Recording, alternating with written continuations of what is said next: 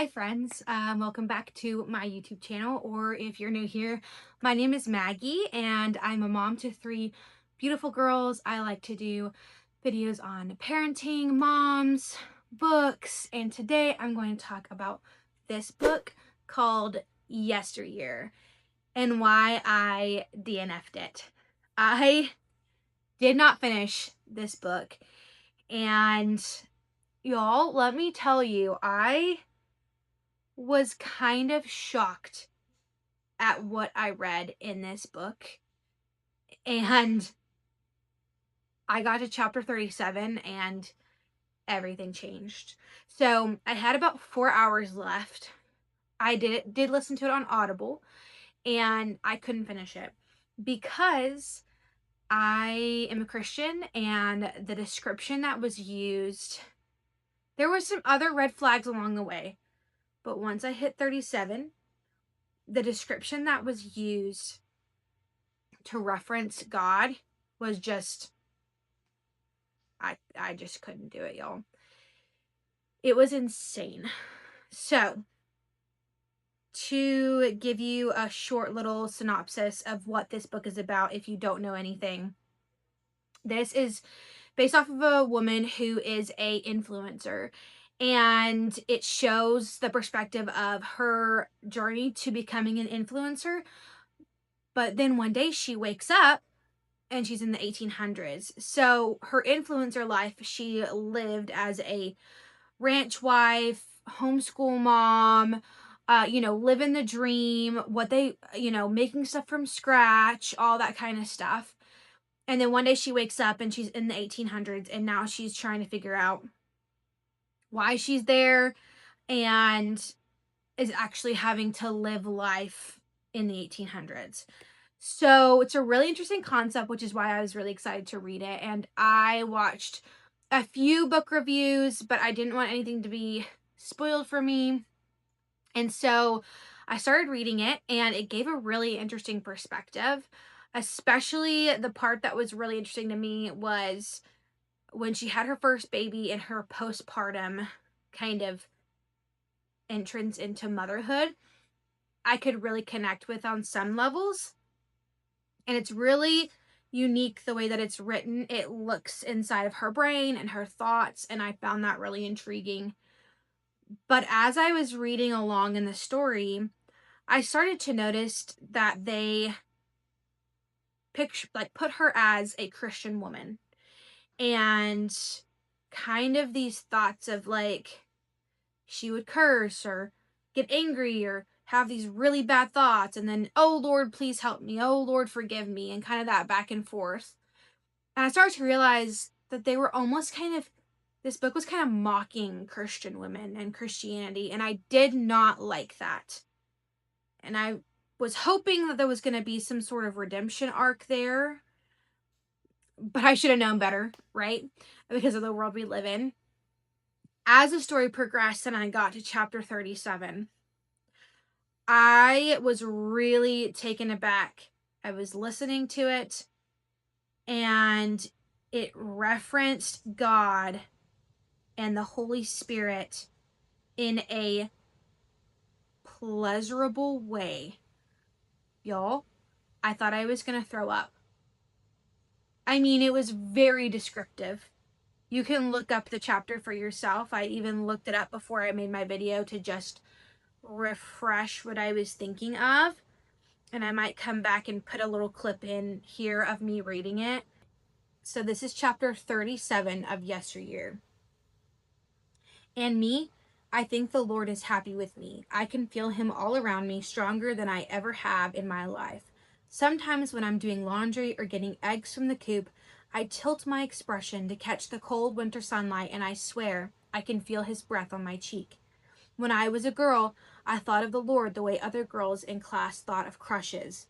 I imagined the lines of his face each night when I fell asleep. I doodled his name in notebook in cursive, swirling hearts in glitter gel pen pink. I wondered if he thought of me as frequently as I thought of him. That's where I was like, okay, that's good. This is where it gets real bad, y'all. And sometimes, as a reward I think of such pure thoughts. He would enter my body, filling me with an unbearable pleasure, a sense of communion so deep and animal and satiating that it left me slick and panting upon its departure. I stopped experiencing the moment. I stopped experiencing those moments the day I was married. But now, miracle of miracles, the feeling has returned. I feel him everywhere, in the air, in the ground beneath my feet. I feel him too on the evenings old Caleb reaches for my hips beneath the quilt. Pleasure beyond imagining, like I am in a constant state of ascending. For the first time in my life, I am being properly satisfied by a man. Y'all, let me know if you have ever heard anything like that before. That made me stop immediately. I was done. That's disgusting. Anyways, I'll continue in this video now. But I was shocked at how disturbing it was. It was very, I mean, she was referencing it between the intimacy between her and her husband was like her and God, if that makes any sense. I don't want to get too explicit, and I don't really know what all I can say on YouTube because I'm new. But y'all, it was very disturbing, very bordering blasphemy. No, not bordering, is blasphemous. And I immediately had to just be like, no. At first, I mentioned it to my husband and was like, hey, I read this and like it's really bothering me. He was like, well, maybe you're just like overthinking it. And I played it for him and he was like, oh my word, that's insane. So he completely agreed on me not listening to it anymore. I DNF'd it and I was like, I have to make a warning video for other people because I didn't know that Christianity was in any part of this at all, and any reference to Christianity going into the book. I was very shocked by that, and then I didn't really like the way that they were portraying Christian women, and then it just progressively got worse. So I didn't finish the book, and I will not be finishing the book. It's just crazy to me the world we live in sees Christians and Christianity that way. It blows my mind that, I mean, it shouldn't blow my mind, but like, oh my goodness, that is a big line that you don't cross at all, is referencing God in that way. So that one's a goner. I got some new books coming up that I'm reading. Just a side note about me is that I do read on my Kindle, and then I normally have an audiobook going and a physical book going. Sometimes a physical book, it's really hard for me to read physical books because I have little children. I have a 4-year-old, an almost 2-year-old, and a 6-month-old. So it's hard for me to get to read physically. But I do have a physical book that I just started from my book club that I'm in. But I definitely always have a Kindle book and an audiobook going. And I am just obsessed with reading. I love reading. I found my new love of reading I say recently. I think I started back when I graduated nursing school. So that would have been in like 2021, 2022? 2022. No.